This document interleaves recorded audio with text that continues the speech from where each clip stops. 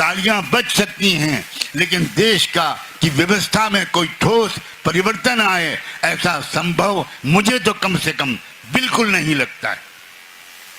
मुझे नहीं लगता कि आप इन बातों से सहमत हो कि नहीं हो। तालियां बजाओ, मुझे तालियों का शौक नहीं है, लेकिन मैं जानना चाहता हूं कि आप सहमत हो इन विचारों से कि नहीं।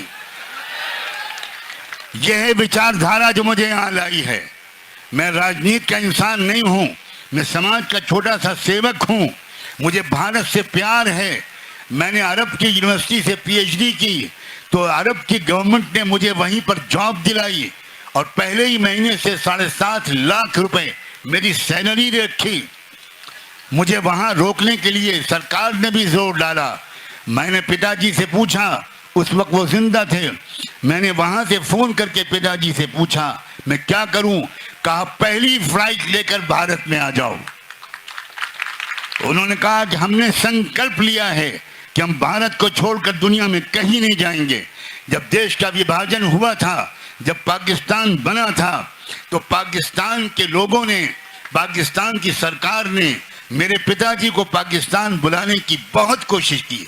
यहाँ तक कि उस वक्त के पाकिस्तान के प्राइम मिनिस्टर लियाकत अली खान ने हमारे भारत के प्राइम मिनिस्टर श्री जवाहरलाल नेहरू से कहा, मौलाना नोमानी की हमको ज़रूरत है, हमको यहाँ का संविधान बनाना है जिसमें इस्लामिक चीज़ें भी हों और जो सेकुलर भी हो, जो डेमोक्रेटिक भी हो। मेरे पिताजी इस्लामिक लॉ के दुनिया के सबसे बड़े स्कॉलर थे। उन्होंने कहा नेहरू जी ने कि मैं बात करता हूँ। नेहरू जी खुद लखनऊ आए, कैन यू बिलीव इट। सोचो, नेहरू जी खुद लखनऊ आए दिल्ली से, मेरे पिताजी से मिले। मेरी उम्र उस वक्त शायद 7 साल की रही होगी। पिताजी से उन्होंने कहा कि प्राइम मिनिस्टर लियाकत अली बार बार जोर दे रहे हैं, हम तो नहीं चाहते कि आप भारत से जाएं, लेकिन वो कह रहे हैं तो मैं आपके पास खुद आया हूँ। आप अगर जाने को तैयार हूँ तो मैं पूरी व्यवस्था करने के लिए तैयार हूँ। आप और आपकी पूरी लाइब्रेरी, आप और आपका पूरा परिवार बड़े आराम से एक चार्टर्ड प्लेन में पाकिस्तान में भेज दूंगा। मेरे पिताजी ने उनसे कहा कि नेहरू जी, हम ये संकल्प ले चुके हैं और मैंने ये विल लिखी है कि मेरी औलाद में से कोई कभी भी किसी भी परेशानी, चाहे जितना जुल्म हो, चाहे जितनी ज्यादती हो, हम भारत को छोड़कर नहीं जाएंगे। मुसलमानों, भारत की एक धार्मिक अहमियत भी है। लोग तुमको सही इतिहास नहीं बताते। पहला इंसान जब उतारा था खुदा ने, पहला पैगंबर, तो अरब में नहीं उतारा था, मक्के और मदीने में नहीं उतारा था। वो जम्बू सरालदीप का इलाका था जो साउथ इंडिया और श्रीलंका में है, वहाँ उतरे थे आदम अलैहिस्सलाम। और आदम का नाम अरबी ज़बान का शब्द नहीं है, आदम संस्कृत ज़बान का शब्द है। आदि मानव, ये से था आदिम, वहाँ से बना आदम। तो इस्लाम भारत की सबसे पहले जो भारत में धर्म आया, एक ही धर्म दुनिया में सब लेकर आए, वो महात्मा गौतम बुद्धा हो, वो हज़रत ईसा हो, हज़रत मूसा हो।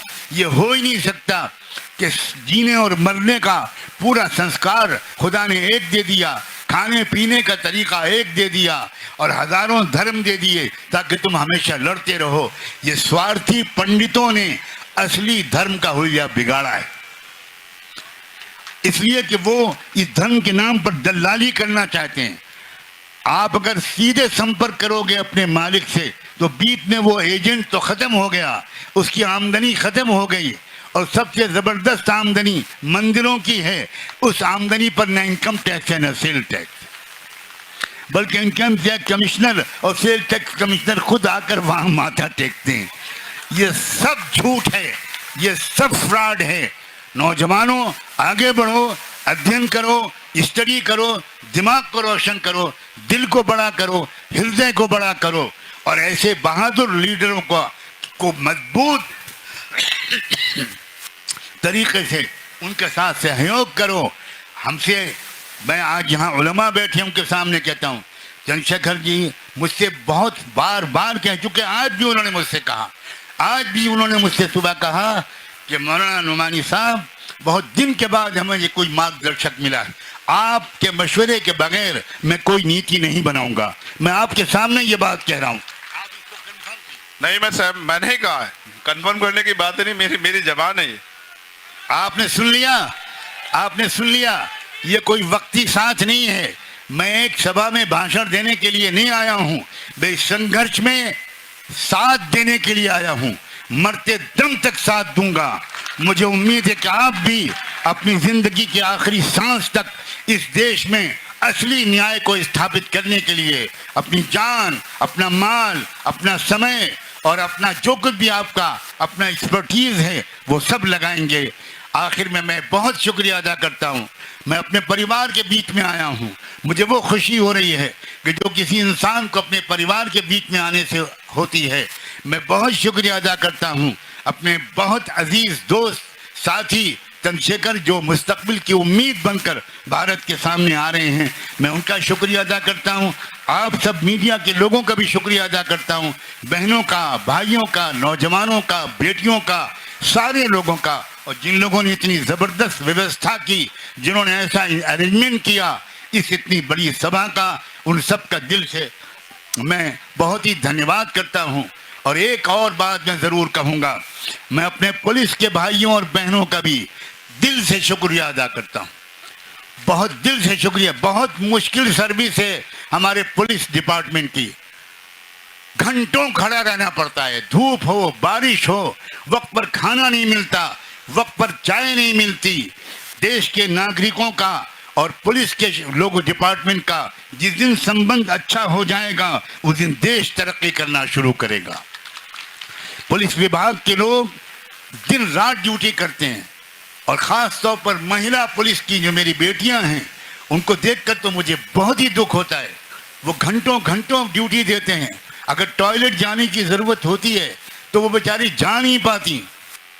मैं बहुत दिल से आभारी हूँ डिस्ट्रिक्ट एडमिनिस्ट्रेशन का, ज़िला प्रशासन का, यहाँ के पुलिस अफसरान और हमारे तमाम भाइयों का, बहनों का, बेटियों का, कि उन्होंने बहुत अच्छी व्यवस्था की, बहुत शांति के साथ, बहुत सुकून और इत्मीनान के साथ आपने इस जलसे को होने दिया। मैं दिल से आपका आभार व्यक्त करता हूँ। एक बार फिर मैं आप सब से ये वादा लेता हूँ कि इस संघर्ष में आखिर दम तक साथ चलोगे। अब मैं उम्मीद करता हूँ कि संविधान की जो प्रस्तावना अभी पढ़ी जाएगी उसके बाद हम लोग सब संकल्प लेंगे, संविधान बचेगा तो देश बचेगा, संविधान नहीं बचेगा तो देश के टुकड़े टुकड़े होने से कोई बचा नहीं सकता।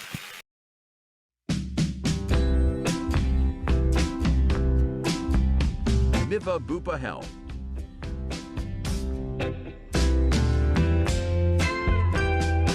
Install and go.